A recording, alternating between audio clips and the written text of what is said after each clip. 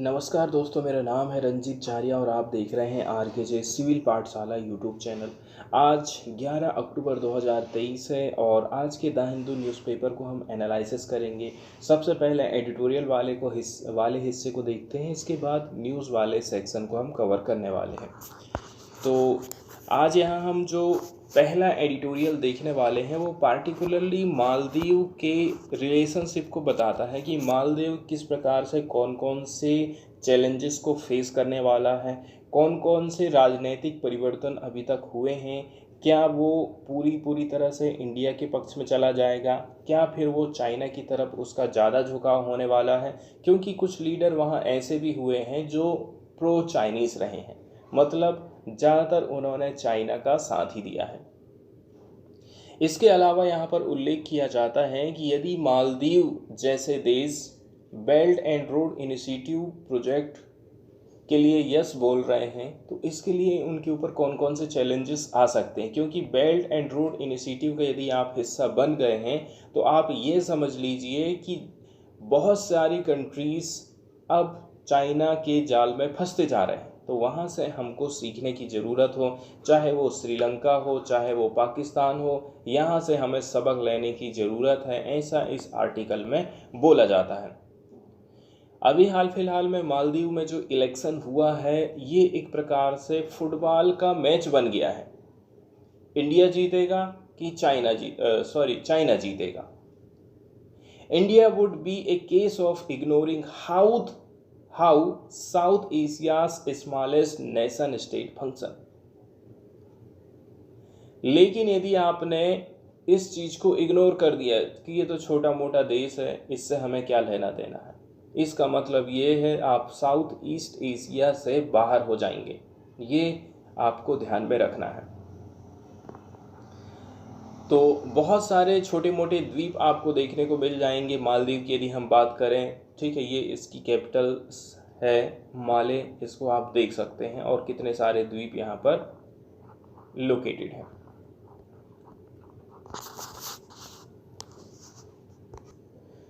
तो शुरुआत यहाँ से हम करने वाले हैं साउथ एशिया का एकदम स्मॉलेस्ट नेशन स्टेट की हम बात कर रहे हैं मालदीव की। इसने एक सिग्नल दिया है, प्रेसिडेंशियल एक्शन यहाँ पर कंडक्ट कराया गया था सक्सेसफुली, जो बताता है कि यहाँ पर डेमोक्रेसी थ्राइविंग कर रही है, फल फूल रही है।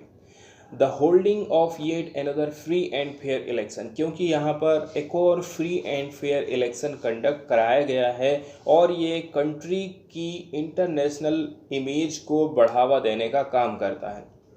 The key issue at play related to concern of voter, especially young voter, for their economic well-being।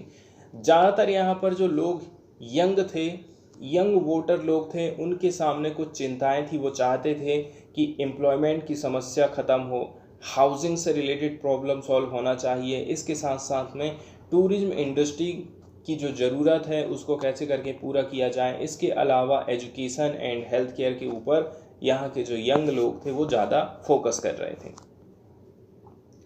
इसके बाद 5 लोगों का यहाँ पर पॉलिटिकल इतिहास बताया जाता है कि सबसे पहले कौन आया, फिर कौन आया, फिर कौन आया। इस प्रकार से इसकी हिस्ट्री आप यहाँ पर देख सकते हैं। ओल्ड एरा की बात करें, मौमून अब्दुल गयूम, इसने रूल किया था एज ए प्रेसिडेंट 1978 से लेकर के सन 2008 तक। इसके बाद आते हैं मोहम्मद नशीद आए थे। इसके बाद आए थे अब्दुल्ला यामीन। तो अब्दुल्ला यामीन के बारे में बताया जाता है कि ये काफ़ी प्रो चाइना प्रेसिडेंट हुआ करते थे। इनका जो कार्यकाल रहा था वो 2013 से लेकर के 2018 के बीच में रहा था। इसके बाद आते हैं इब्राहिम मोहम्मद सोलिह। इनकी पार्टी का नाम क्या है? Maldivian democratic party. Maldivian democratic party, MDP shortcut में इसको बोला जाता है, जो कि architect of India first policy माने जाते हैं। मतलब इंडिया फर्स्ट वाली पॉलिसी को सबसे पहले किसने नारा दिया था?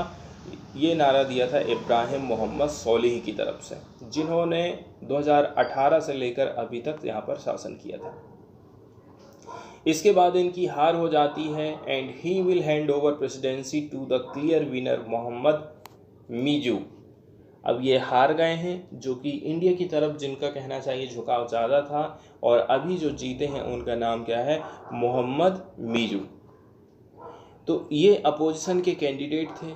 इसको समर्थन मिला था प्रोग्रेसिव पार्टी ऑफ मालदीव का, इसके अलावा पीपुल्स नेशनल कांग्रेस ने भी इनको काफ़ी सपोर्ट किया था, तब जा कर के ये जीत पाए हैं। इसके पहले यदि देखा जाए तो ये जो सिटी कैपिटल सिटी है माले, इसके मेयर हुआ करते थे mister Muizzu will be sworn in as new president next month. आने वाले महीने में ये शपथ ग्रहण करने वाले हैं।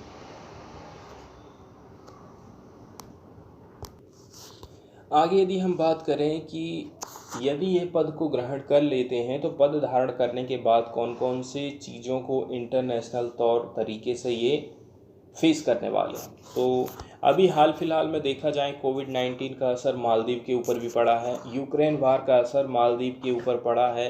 ठीक है, तो कुल मिलाकर के देखा जाए ग्लोबल इकोनॉमिक स्लो डाउन चल रहा है, डिफ़िकल्ट पीरियड चल रहा है। इन सारी कंडीशन से कैसे करके आप मालदीव को बाहर निकाल पाएंगे। अब बात करी जाती है कि मिस्टर सोलीह जो कि इंडिया फर्स्ट पॉलिसी को अपनाने वाले थे, वो हार कैसे करके गए। इसके लिए 3 रीज़न यहाँ पर बताए जाते हैं। First, he was fighting against the currents of history. उनकी लड़ाई जो है इतिहास के वर्तमान जो भी मुद्दे चल रहे हैं उनसे उनकी लड़ाई चल रही थी। No incumbent has been reelected in the Maldives. बताया जा रहा है कि यहाँ पर ज़्यादातर लोग जो है पदाधिकारी हैं वो री इलेक्टेड नहीं हो पाए हैं मालदीव में। आज के समय में लोग फील करने लगे हैं कि हमारे पास में डेमोक्रेसी का अब तलवार आ गई है, डेमोक्रेसी का वीपन हमारे पास मौजूद है।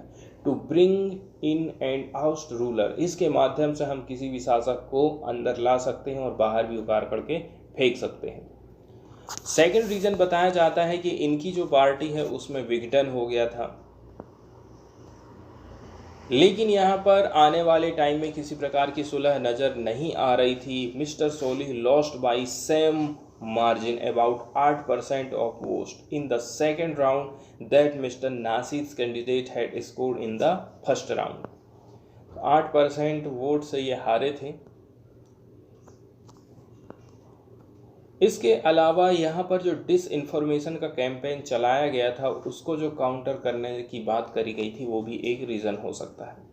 Old timer believe that mister Nasir a communicator par excellence gone MDP could not effectively counter the disinformation campaign launched by opposite alliance।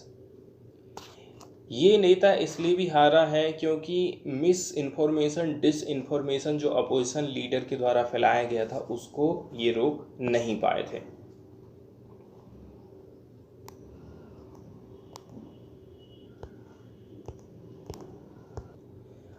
अब हम बात करते हैं इलेक्शन का जो रिजल्ट रहा है, इसके चलते चलते कौन कौन से डेवलपमेंट हमको देखने को मिले हैं। तो प्रेसिडेंट इलेक्ट मिजू की रिक्वेस्ट रही थी, प्रेसिडेंट सोलीह एग्री हो गए हैं कि हम जो है फॉर्मर प्रेसिडेंट यामीन को जेल से हाउस अरेस्ट में लेकर के जाने वाले। कुल मिलाकर के इनके साथ में नरमी बढ़ती जा रही है। मिस्टर यामीन को जेल में क्यों रखा गया था? इनको 11 साल की सज़ा सुनाई गई थी, करप्शन के मामले में ये फंसे थे। He is seen as mister Muizzu's mentor. अब इनकी सज़ा को आपने जो कम करे हैं तो इसका मतलब ये है आप इनसे कहीं ना कहीं कैसे न कैसे करके प्रभावित हैं। और माना जा रहा है कि जो मिस्टर मिजू हैं उनको दिमाग लगाने का काम जो है इन्होंने भी दिया था। किन्होंने दिया था? जो कि अभी जेल में है। हम ये भी एक्सपेक्ट कर सकते हैं कि जो माले के मेयर हुआ करते थे will soon begin to think and act like a president, conscious of his obligation to all his people and his august religion responsibilities। यदि वो पद धारण कर लेते हैं तो जो यहाँ मालदीव की डोमेस्टिक प्रायोरिटी है डेवलपमेंट को लेकर के, इसके अलावा जो लीवरेजिंग फॉरेन पॉलिसी है इसको वो प्रमोट करेंगे, नेशन के इंटरेस्ट में लेकर के जाएंगे। वहीं यदि हम एक्सटर्नल रिलेशन की बात करें the new administration will have at least 3 choices. सरकार के पास में 3 चॉइसेस होने वाली हैं यदि हम विदेशी रिश्तों की बात करें, विदेशी संबंध को बात करें। जैसे कि इंडिया आउट वाला जो कैंपेन चल रहा था फॉर्मर प्रेसिडेंट यामीन के द्वारा, उसको फिर से वापस लाया जाए। सेकंड नंबर की चॉइस ये है कि आप इंडिया को प्राथमिकता दीजिए। तीसरे नंबर की चॉइस ये है balancing of relation with its key partner specially China and India. तीसरे नंबर का ऑप्शन है आप एक काम करिए, चाइना और इंडिया दोनों को बराबर तराजू में तौलने की कोशिश करिए, दोनों के साथ में रिलेशन अच्छे बना के रखिए। तो मिस्टर यामीन, जैसे कि हम बात कर रहे थे कि चाइना की तरफ इनका ज़्यादा झुकाव था, तो उन्होंने BRI प्रोजेक्ट को ज्वाइन कर लिया था। इसके बाद से दुनिया में कैसे कैसे चेंजेस हम देख रहे हैं। Belt and road initiative which Maldives had accepted under his leadership is in serious trouble. आज के समय में वो काफ़ी ट्रबल को फेस कर रही है। श्रीलंका का फाइनेंशियल क्राइसिस हम देख सकते हैं इसी के माध्यम से। यहाँ पर भी इंडिया ने स्टेडी स्थिर सहायता प्रोवाइड करी है। इसके बाद इस्लामिस्ट कॉन्स्टिट्यूंसी की बात करें मालदीव की, not particularly friendly to India, will no doubt not the changed equation between India and Gulf state.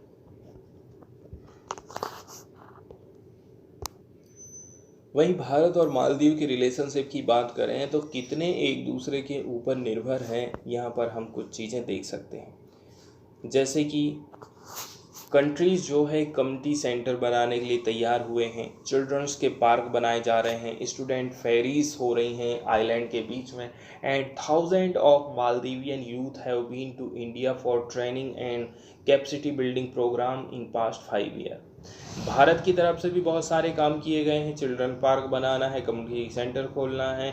इसके अलावा मालदीव के बहुत सारे बच्चे हमारे देश में कैपेसिटी बिल्डिंग के प्रोग्राम को अटेंड करने, ट्रेनिंग हासिल करने के लिए आए हैं। पिछले 5 सालों का डाटा उठा करके देखेंगे तो इसके अलावा बताया जा रहा है कि इंडिया एक मेजर सोर्स माना जाता है टूरिज्म का, इंपोर्ट का, इन्वेस्टमेंट का, and जीलियसली nurtures its role as the first responder every time an emergency strike on Maldives. जब भी कहीं पर ज़रूरत पड़ी है मालदीव को, तो सबसे पहले इंडिया ही आगे आया है। तो कह सकते हैं कि इंडिया और मालदीव की रिलेशन ठीक ठाक रहे हैं। इसके बाद वाला जो एडिटोरियल यहाँ पर हम डिस्कस करने वाले हैं वो पार्टिकुलरली आयुर्वेद और मॉडर्न जो मेडिकल सिस्टम चल रहा है, दोनों को यहाँ पर कंपेयर किया जाता है। हमारे देश का जो आयुर्वेदिक सिस्टम चल रहा है अभी किस कंडीशन में है, कौन कौन से इम्प्रूवमेंट उसमें लाने की ज़रूरत है, ताकि हम पैरेलल में चल सकें मॉडर्न मेडिसिन सिस्टम के साथ में। इसके लिए हमें जो है evidence based traditional medicine system को अपनाने की ज़रूरत है। कोई भी दवाई कितनी असर करती है कि नहीं असर करती है, उसके लिए हमारे पास में एविडेंस होना चाहिए, तब जाकर के हम कह सकते हैं कि आयुर्वेद पूरी तरह से काम कर रहा है और जल्दी से जल्दी असर करता है। ज़्यादातर आप देखेंगे कुछ इंडिविजुअल लोग ऐसे हैं जो कि कह रहे हैं कि आप जो है एविडेंस बेस्ड जो मेडिसिन होती है इसके ऊपर ज़्यादा फोकस करिए। मतलब कुल मिलाकर के हमारा जो ट्रेडिशनल मेडिकल सिस्टम चल रहा है इसको आप एविडेंस बेस्ड मेडिसिन से जोड़ने की कोशिश करिए। बार बार यहाँ पर ट्रेडिशनल मेडिसिन सिस्टम का उल्लेख किया जा रहा है। तो ट्रेडिशनल में हमारे इंडिया में काफ़ी रिच हिस्ट्री रही है ट्रेडिशनल सिस्टम ऑफ मेडिसिन्स की। लगभग यहाँ पर हमको 6 प्रकार के सिस्टम दिखाई देते हैं ट्रेडिशनल मेडिसिन सिस्टम के। उन्हीं में से आयुर्वेदा भी एक मानी जाती है और आयुर्वेद काफ़ी ancient, most widely accepted, practised and flourished indigenous system माना जाता है मेडिसिन के सेक्टर में। यहाँ पर फ्लोरिस्ड वर्ड यूज़ किया गया है जिसका मतलब होता है समृद्ध। इसके अलावा कुछ और भी एलाइड इससे जुड़े हुए मेडिसिन सिस्टम हैं इंडिया में, जिनके नाम आप देख सकते हैं, जैसे कि यूनानी है, सिद्धा है, होम्योपैथी है, योगा है और नेचुरोपैथी। तो इन्हीं में से एक है आयुर्वेदा, और आयुर्वेदा के बारे में ही ये आर्टिकल ज़्यादातर फोकस करता है। अब हम बात करते हैं मॉडर्न मेडिसिन सिस्टम की। ये काफ़ी इम्पोर्टेंट हो जाता है, इस बात को नोट करना ज़रूरी है कि जो मॉडर्न मेडिसिन सिस्टम चल रहा है इसको आप एलोपैथी नहीं बोल सकते हैं, ठीक है। एलोपैथी एक टर्म थी जिसको दिया गया था हैनमैन के द्वारा 18वीं सेंचुरी में, and used pejoratively to differentiate it from newly invented system homeopathy. इसको अलग करने के लिए नया नया जो सिस्टम इन्वेंट किया गया था होम्योपैथी से इसको अलग करने के लिए इस शब्द का इस्तेमाल किया गया था। वो शब्द है एलोपैथी। 18वीं सेंचुरी में हैनमैन के द्वारा इसका इस्तेमाल किया जाता है। वहीं यदि हम मॉडर्न मेडिसिन की बात कर लें, जो कि कहता है कि मैं साइंस पर आधारित हूँ, वहीं यदि हम 19वीं सेंचुरी की बात करें और उसके बाद के समय की बात करें, जहां पर टेक्नोलॉजी तेज़ी के साथ में बढ़ते जाती है, आगे होते जाती है, made not only the study of functioning of human body, technology जैसे जैसे बढ़ते जाती हम देखते हैं कि ह्यूमन बॉडी का फंक्शनिंग कैसे करके होता है, इसके बारे में पूरी तरह से अध्ययन किया जाने लगा। इंसान के हेल्थ के बारे में स्टडी चालू हो गई, इसके साथ साथ में कौन कौन से डिसीज़ से व्यक्ति ग्रसित हो रहा है, एंड मोर एक्यूरेट तरीके से, और इसका जो इलाज किया जा रहा था वो और भी ज़्यादा एक्यूरेट हो गया है। सेफ एनेस्थीसिया दिया जा रहा है और सर्जरी भी जो है काफ़ी सेफ हो पा रही। यहाँ पर हम बात कर रहे हैं 19वीं शताब्दी के बाद में टेक्नोलॉजी का जिस प्रकार से डेवलपमेंट होता है। आगे बताया जाता है बाद में यही जो प्रोसेस रही थी, ठीक है, ये जो प्रोसेस रही थी ये मार्वल्स के रूप में उभर कर के सामने आई थी। एक प्रकार से इसने नमूना तैयार कर लिया था as dialysis for kidney failure. किसी की किडनी फेल हो गई है, किसी का हार्ट लंग खराब हो गया है, तो इसके लिए भी सर्जरी संभव हो पाई है। आज के समय में ये डेली का अफेयर हो गया है, ऐसा यहाँ पर बताया जाता है। तो ये सारी चीज़ें संभव हो पाई हैं मॉडर्न टेक्नोलॉजी की मदद से।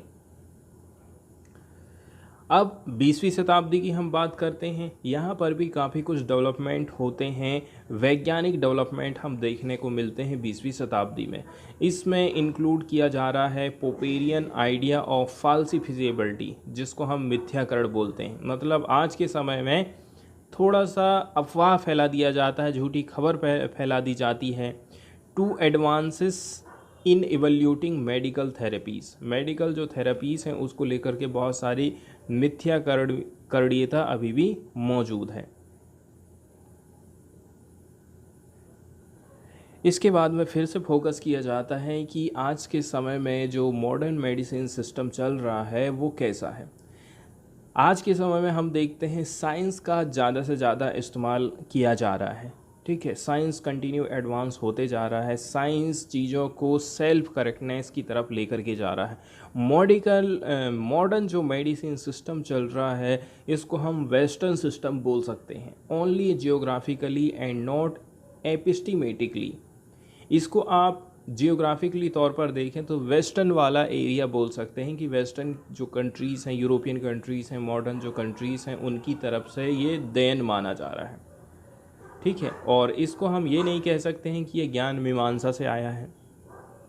वहीं जो मॉडर्न मेडिसिन सिस्टम है ये मॉडर्न साइंस का ही एक पार्ट माना जाता है।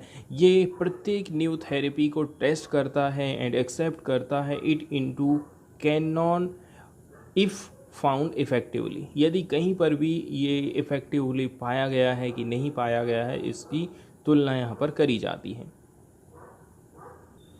इसके बाद आते हैं आयुर्वेदा की तरफ में। तो आयुर्वेद के बारे में बताया जा रहा है, देखिए आयुर्वेद में उतना ज़्यादा अभी रिसर्च नहीं हो पाया है, उतना ज़्यादा स्टडी नहीं हो पाई है, पार्टिकुलरली कि हम समझ पाएँ ह्यूमन बॉडी कैसे करके काम करती है, इसके लिए हमारे पास जो है टेक्नोलॉजी अवेलेबल नहीं है आयुर्वेद के लिए।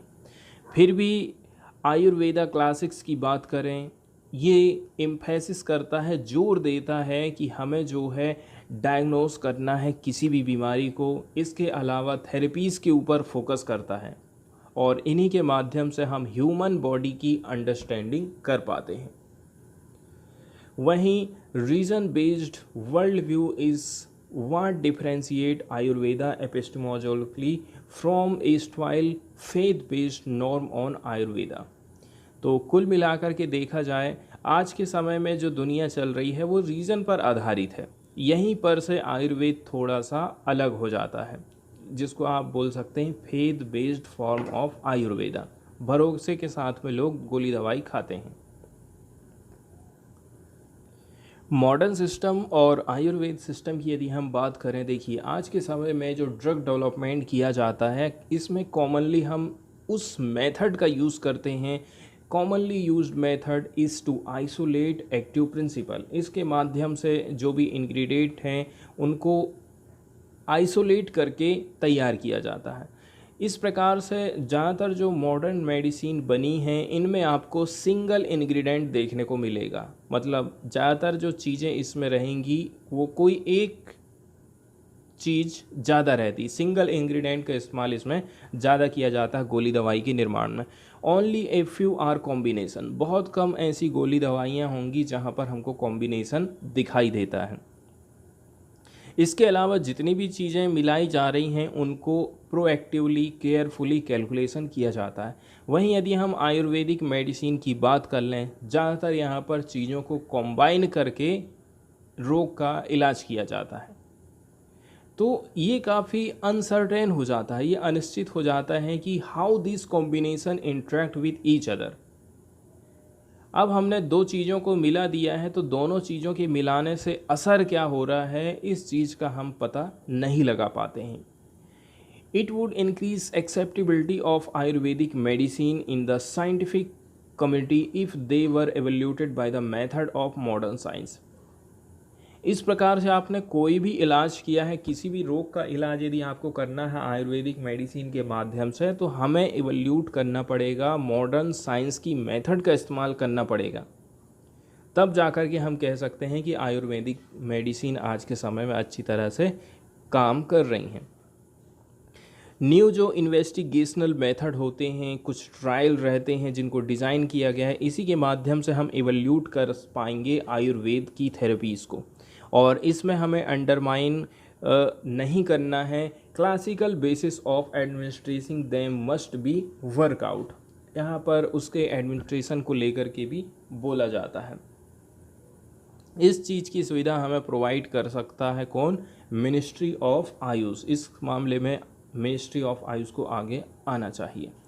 इसके साथ साथ में the purpose of government policy. सरकार यदि कोई पॉलिसी बना रही है तो इसका मतलब है कि वो लोगों की बेहतरी के लिए होना चाहिए। इसके साथ साथ हमें जो है एविडेंस बेस्ड लेकर के आना है सभी ट्रेडिशनल मेडिकल सिस्टम के लिए। Retain and develop what is useful. हमें ऐसी चीज़ डेवलप करना है जो हमारे लिए यूज़फुल रहे। इसके बाद हम सीधे चलते हैं फ़ॉरेन वाले हिस्से की तरफ, और फ़ॉरेन में इटली और इंडिया के रिलेशन को हम यहाँ पर देखने वाले हैं। इंडिया और इटली की तरफ से एक डिफेंस एग्रीमेंट साइन किया गया है, इसलिए इस न्यूज़ को हम यहाँ पर डिस्कस करने वाले हैं। इंडिया और इटली ने ट्यूसडे के दिन साइन किया है डिफेंस कोऑपरेशन एग्रीमेंट। इसी के माध्यम से हम प्रमोट कर पाएंगे वेरियस जो डिफेंस डोमेन हैं उसमें कोऑपरेशन हम बढ़ाएंगे। एग्जाम्पल के तौर पर सिक्योरिटी एंड डिफेंस पॉलिसी के ऊपर हम काम करने वाले हैं। Research and development, education in military field, maritime domain awareness, sharing of defence information को एक दूसरे को शेयर किया जाएगा। समुद्री क्षेत्र में अवेयरनेस को फैलाया जाएगा। इसके अलावा यहाँ पर को डेवलपमेंट का काम होगा, को प्रोडक्शन का काम होगा, एंड बहुत सारे जॉइंट वेंचर सेटअप किए जाने हैं। This came after talks between defence minister Rajnath Singh and his counterpart Guido Crosetto in Rome. तो राजनाथ सिंह और इनके जो समकक्ष हैं ग्यूडो क्रेस्टो, रोम में इनकी बातचीत हुई थी। मिस्टर सिंह अभी हाल फिलहाल में देखा जाए इटली की विज़िट में हैं एंड इसके बाद फ्रांस जाने वाले हैं। 9 से लेकर के 12 अक्टूबर की डेट रखी गई है। इसके बाद वाली जो नेक्स्ट न्यूज़ हम देखने वाले हैं वो लेखक अरुंधति रॉय से रिलेटेड है। पार्टिकुलरली अरुंधति रॉय और एक कश्मीरी प्रोफेसर के ऊपर मुकदमा चलने वाला है। दिल्ली के एलजी ने इसके लिए मंजूरी दे दी है, तो इसके मामले को हम यहाँ पर थोड़ा सा डिटेल में डिस्कशन करते हैं। दिल्ली के उपराज्यपाल वीके सक्सेना ने भड़काऊ भाषणों से संबंधित 2010 के एक मामले में लेखिका अरुंधति राय और एक पूर्व कश्मीरी प्रोफेसर के खिलाफ मुकदमा चलाने के लिए मंजूरी दे दी है। तो राजनिवास के अधिकारियों ने मंगलवार को ये जानकारी दिया है। उनका कहना है कि रॉय और पूर्व प्रोफेसर शेख शौकत हुसैन के खिलाफ एफआईआर मेट्रोपॉलिटन मजिस्ट्रेट नई दिल्ली की अदालत के आदेश के बाद दर्ज करी गई थी। नई दिल्ली की अदालत ने ये आदेश दिया था। अधिकारी का कहना है कि उपराज्यपाल वीके सक्सेना ने कहा है कि राष्ट्रीय राजधानी में हुए एक सार्वजनिक कार्यक्रम में रॉय और कश्मीर केंद्रीय विश्वविद्यालय में अंतर्राष्ट्रीय कानून विभाग के पूर्व प्रोफेसर रहे ये हुसैन के भाषणों के लिए उनके खिलाफ एफआईआर दर्ज किया गया था। उनके ऊपर केस जो लगाए गए हैं वो 153A लगाया गया है। धर्म, जाति, जन्म स्थान, निवास, भाषा आदि के आधार पर विभिन्न समूहों के बीच शत्रुता इन्होंने फैलाया है। 153B लगाया है, राष्ट्रीय इंटीग्रिटी के ऊपर प्रतिकूल प्रभाव डाल रहे हैं। 505 लगाया गया है शरारतपूर्ण बयान के मामले में। तो ढेर सारी धाराएं इनके ऊपर लगाई गई हैं। इसके अलावा घृणा फैलाने, राजद्रोह, राज्य के खिलाफ युद्ध छेड़ने, दूसरों के बीच शत्रुता को बढ़ावा देने से बहुत सारे मामले इनके ऊपर लगाए गए हैं। लेकिन यहाँ पर मेनली जो फोकस किया जा रहा है इनकी स्पीच के ऊपर, या फिर ये यहाँ पर पार्टिसिपेट की थी, तो इन्होंने क्या कहा है, इन्होंने सेपरेशन ऑफ कश्मीर का प्रोपेगेंडा फैलाया था। इंडिया को कश्मीर से अलग किया जाए, ऐसा आरोप इनके ऊपर लगाया जाता है। तो ये चीज़ कब हुई थी? जब कॉन्फ्रेंस का आयोजन किया गया था नेशनल कैपिटल में। इनके ऊपर बहुत सारे केस दर्ज किए गए हैं, जैसे कि देशद्रोह का, सेडिशन का केस है। इसके अलावा इन्होंने डिफरेंट ग्रुप्स के बीच में एनिमिटी फैलाने का काम किया है, रिलीजन के आधार पर, रेस के आधार पर, प्लेस ऑफ बर्थ के आधार पर, रेसिडेंस, लैंग्वेज, इन सब के आधार पर ये शत्रुता फैला रही हैं। With imputation and assertion prejudicial to national integrity. इसके अलावा नेशनल इंटीग्रिटी के लिए ये खतरा है, इस प्रकार से इनके ऊपर केस दर्ज किया गया है। इसके अलावा परटेनिंग टू पब्लिक मिसचीफ, लोगों को गलत तरफ मोड़ना, लोगों के विचारों को गलत तरफ मोड़ने के चार्ज भी इनके ऊपर रखे गए हैं। लेकिन यहाँ पर आप देखेंगे 124A आईपीसी सेक्शन 124A इनके ऊपर लागू नहीं होगी, क्योंकि सुप्रीम कोर्ट का एक ऑर्डर रहा था। उन्होंने दिशा निर्देश दिया था कि जितने भी पेंडिंग ट्रायल केसेस रहेंगे, अपील रहेंगी, प्रोसीडिंग रही थी, ये सारी चीज़ों को रोक दिया गया था 124 के अंतर्गत। तो 124 के अंतर्गत जो केस दर्ज किया गया है वो इनके ऊपर लागू नहीं होने वाला है। इसके अलावा सेक्शन 13 ऑफ यूएपी एक्ट की बात करें 1967, but mister Saxena did not give prosecution section under this section. लेकिन उन्होंने इस सेक्शन के लिए उतनी ज़्यादा फोकस नहीं किया। इसके बाद हम बात करने वाले हैं इलेक्टोरल बॉन्ड से रिलेटेड। तो इलेक्टोरल बॉन्ड जो होता है, एक प्रकार से आप इसको बोल सकते हैं चुनावी चंदा है। इलेक्टोरल बॉन्ड के माध्यम से आप कोई बैंक जाएंगे, ठीक है, सबसे पहले आप बैंक जा कर के इलेक्टोरल बॉन्ड खरीदते हैं।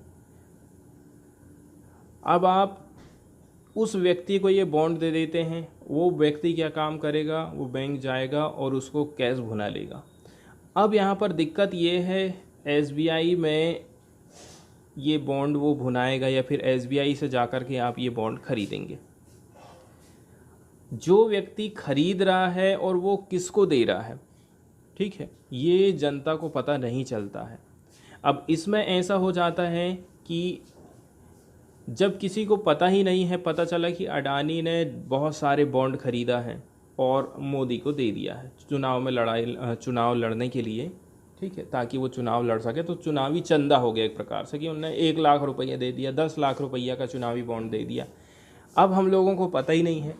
हम लोगों को यदि पता चल जाएगा कि 10 लाख रुपया अडानी की तरफ से, अंबानी की तरफ से दिया गया है बीजेपी को, तो जाहिर सी बात है आरोप लगने चालू हो जाएंगे कि सरकार को पैसा मिला इसलिए सरकार इनका पक्ष लेती है।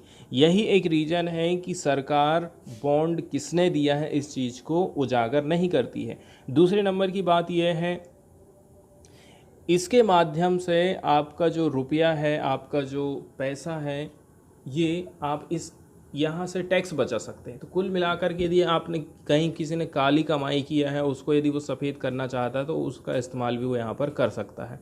यहाँ पर वो दे देगा किसी पॉलिटिकल पार्टीज़ को और अपना टैक्स से भी बच जाएगा।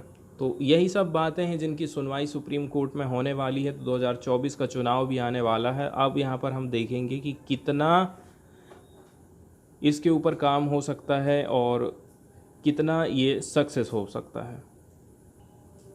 इसके बाद थोड़ा सा हम बेसिक देख लेते हैं इलेक्टोरल बॉन्ड के बारे में। इलेक्टोरल बॉन्ड सिस्टम या फिर इलेक्टोरल बॉन्ड जो स्कीम है, इसको इंट्रोड्यूस किया गया था 2017 में एंड इसको हम लाए थे फाइनेंस बिल के तौर पर और इसको लागू कर दिया गया था सन 2018 से। तो इसके माध्यम से कोई इंडिविजुअल व्यक्ति या फिर कोई संस्था डोनेशन दे सकती है किसी भी रजिस्टर्ड पॉलिटिकल पार्टीज़ को, ठीक है। और यहाँ पर डोनर को एनोनिमिटी प्रोवाइड करी जाती है। ये नहीं बताया जाता है कि किस व्यक्ति ने डोनेट किया है, किसने कितना चंदा दिया है, कौन सी पार्टी को। की फीचर्स की यदि हम बात करें, एसबीआई की तरफ से बॉन्ड इशू किए जाते हैं। यदि आपको बॉन्ड किसी पार्टी को देना है तो आप एसबीआई जाएंगे, वहाँ आप क्या काम करेंगे, कैश देंगे, एसबीआई आपको बॉन्ड देगा और उस बॉन्ड को आप फिर किसी भी पॉलिटिकल पार्टीज़ को दे देते हैं। वो व्यक्ति फिर से बैंक जाएगा और वहाँ से कैश को भुना लेगा। अब आरोप ये लगाया जाता है कि एसबीआई सरकारी बैंक है और सरकारी बैंक है तो जाहिर सी बात है किस व्यक्ति ने पैसा दिया है सरकार को इसकी जानकारी लग जाती है, लेकिन दुनिया को इसकी जानकारी नहीं रहती है कि किसने पैसा दिया है, कितना दिया है। और बॉन्ड की जो राशि रहती है वो 1000, 10,000, 1 लाख, 10 लाख और मैक्सिमम 1 करोड़ रुपए तक हो सकती है। बताया जाता है कि ये जो भी व्यक्ति इसको खरीद रहा है, बाद में कोई नेता इसको भुना सकता है। और दूसरे नंबर की बात यह है, इसको इंटरेस्ट फ्री रखा गया है। इतने रुपया का आपने यदि बॉन्ड खरीद लिया है, चुनाव में दान दे दिया है, तो इतने रुपये में आपको कोई टैक्स लगने वाला नहीं है। इसके अलावा इसको केवल ख़रीदा जा सकता है इंडियन सिटीजन के द्वारा या फिर ऐसी एंटाइटीज़ के द्वारा जो कि इस्टेब्लिश हैं इंडिया में। आगे बताया जा रहा है कि कोई इंडिविजुअल या फिर जॉइंटली भी खरीद सकता है किसी इंडिविजुअल के साथ में मिल करके। अब यहाँ पर एक चीज़ बताई जाती है कि जैसे आज मुझे बॉन्ड इशू किया गया है तो आज से 15 दिन तक का टाइम रहेगा कि 15 दिन के भीतर में आपको ये पैसे भुनाना है। वहीं यदि हम बात करें इसको इशू कौन करता है, तो स्टेट बैंक ऑफ इंडिया को ऑथराइज़ किया गया है कि आप ये बॉन्ड को इशू कर सकते हैं।